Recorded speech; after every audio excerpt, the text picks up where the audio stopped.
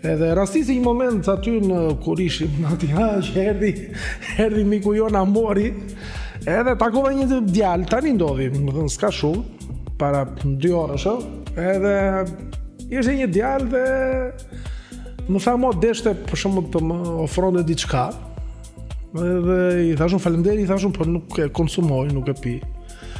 Edhe ma bëri, po pse tha, te serialin ne, tha, kupton të e shikoni, më tha 3-4 herë vetëm për ty, tha, vetëm për këtë gjë, tha. I thashun, faleminderit, na gënjeve ti, tha.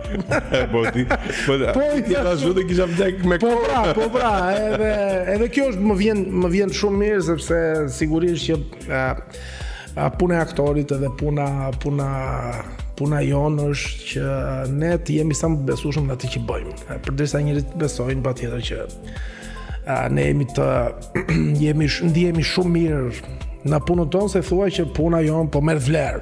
Kjo është më e rëndësishme. Kjo është më e rëndësishme, por mendoj që sigurisht do kalojnë koha, do kalojnë edhe eksperjenca do rritet. Do jenë akoma më të mirë, por jemi në rrugën mbar. Kjo ka rëndësi që jemi në rrugën mbar. Ti je vogël, va, nuk je më.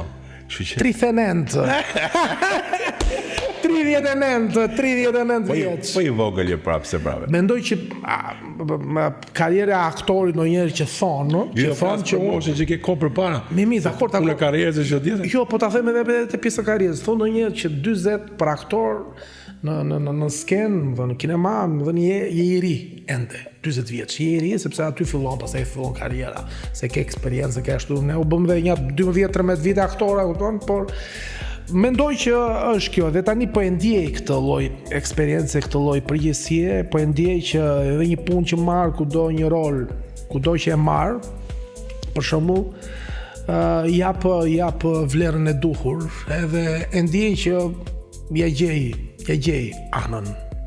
Ja gjej anën. Jo, kollaj jo, nuk është kollaj. Ashtu duket ne. Po.